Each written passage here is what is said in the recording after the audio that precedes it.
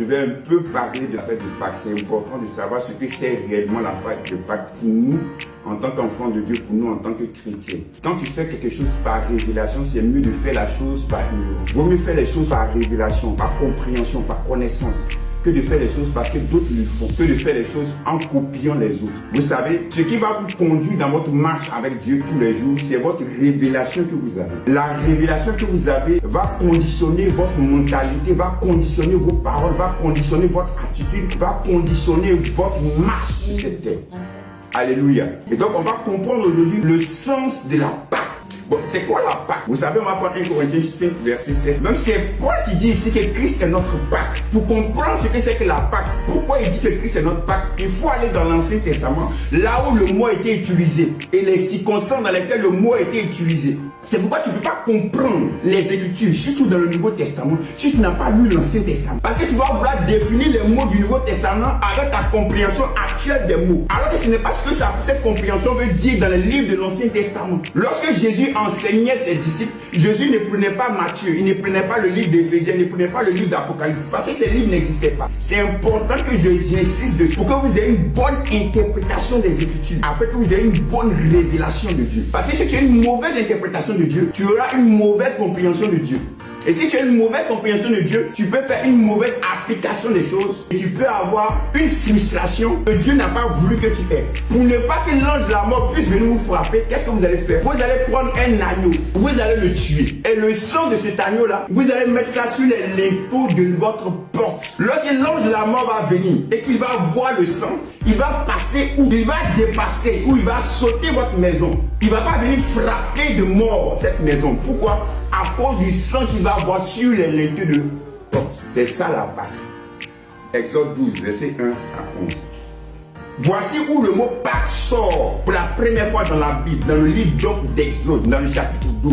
Donc Dieu va donner des instructions. Il va dire tout ça, c'est quoi? C'est la Pâque en l'honneur de l'Éternel. C'est la Pâque consacrée à l'Éternel. Donc pour le peuple d'Israël, la célébration de la Pâque, c'est quoi? La célébration de la Pâque, c'est la délivrance, la libération de l'esclavage en Égypte. Donc pour le peuple d'Israël, après 430 ans vivant en Égypte et ayant été esclaves, Dieu leur donne maintenant la liberté. Alléluia. Dieu leur donne la délivrance. Ils sont maintenant des hommes libres. Ils sont maintenant un peuple libre. Maintenant, ça c'est pour le peuple d'Israël. Écoutez bien maintenant ce que je vais dire. Jésus a choisi de mourir à une période bien précise et spécifique. Amen. Donc la période où Jésus a décidé de mourir, c'était la période de Pâques. Donc en réalité, comme Paul l'a dit dans 1 Corinthiens 5, 7, Christ est notre Pâques. Regardez Galates 4, verset 4. Lorsque les temps ont été accomplis, Dieu a envoyé son Fils. Lorsque les temps que Dieu a décidé ont été maintenant accomplis, Jésus-Christ est venu pour accomplir des prophéties dans cette période bien précise. Il n'est pas mort au hasard. Vous comprenez?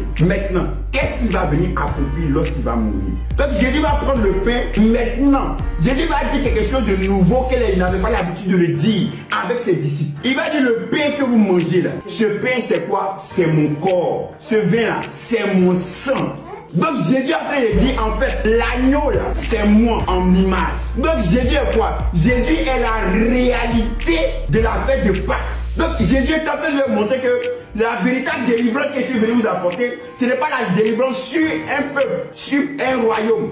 Maintenant, cette délivrance c'était quoi? Cette délivrance c'était vis-à-vis du péché, vis-à-vis de la mort. La Bible déclare que tous ont péché et sont privés de la gloire de Dieu. Tous ont péché et sont morts. C'est ce que ça veut dire. Parce que le salaire du péché c'est la mort. La mort c'est quoi? La mort ce n'est pas le fait d'être enterré, d'être dans un cercueil. La mort, d'abord, lorsque tu entends le mot mort, il faut penser à séparation. La mort dont il est question ici, c'est la mort spirituelle. C'est la séparation de l'homme avec Dieu. Dieu est esprit. Et en toi, il y a l'esprit. Donc ton esprit est séparé de Dieu. Ton esprit est éloigné de Dieu. Ça, c'est ça la mort spirituelle.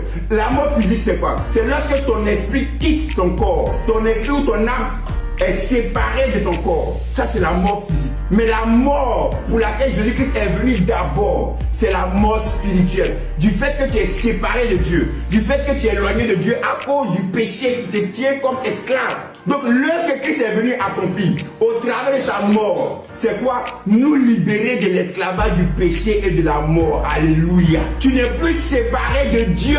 Tu n'es plus éloigné de Dieu. Tu es maintenant réconcilié avec Dieu, avec le Père. La véritable liberté, c'est Christ qui est venu te l'apporter. La liberté du péché. Aucun homme ne peut se libérer de par lui-même du péché. C'est impossible. Aucun homme ne peut se libérer lui-même de la mort. C'est impossible. C'est pourquoi Dieu va se faire homme et va venir prendre ta place dans le péché et dans la mort. Alléluia. Donc la Pâque, c'est aussi passer de la mort à la vie. Parce que lorsque l'ange de la mort, l'exterminateur, la Bible déclare que lorsqu'il va voir le sang sur les lettres de porte, il ne va pas frapper de mort cette maison. Pourquoi? Parce que le sang est symbole de la vie. Jésus, en mourant, il est mort pour toi. Le jugement de Dieu ne peut pas encore venir te faire mourir.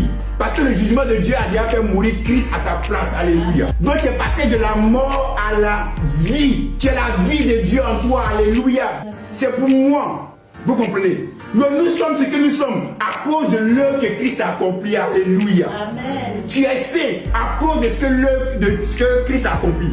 Tu es juste à cause de ce que Christ a accompli. Amen. Donc vous dites, je suis un saint. Je suis une sainte. Je suis disciple de Christ. Donc Jésus dit, nous sommes dans la période de quoi? De grâce. Dans la période de grâce, c'est quoi? La période de grâce, c'est ce qu'on appelle chez les Juifs le jour du jubilé ou l'année du jubilé. Donc l'année de jubilé est appelée par Ézéchiel l'année de la liberté. Donc on dit quand les temps se sont accomplis, Jésus est venu mourir. Pourquoi Jésus n'est pas mort la première année de son ministère? Parce que ce n'était pas l'année de jubilé. Pourquoi Jésus n'est pas mort la deuxième année de son ministère public? Parce que ce n'était pas l'année de jubilé. Pourquoi Jésus est mort la troisième année de son ministère public? C'est parce que c'était l'année de jubilé. Amen. Donc Jésus était venu accomplir les prophéties ou les images, les faits qui parlaient de lui. Donc l'année où Jésus est mort, la période où Jésus est mort, c'est la période de grâce, c'est la période de liberté, c'est la période de jubilé. Amen. Il n'y a plus d'esclavage, il n'y a plus de captivité.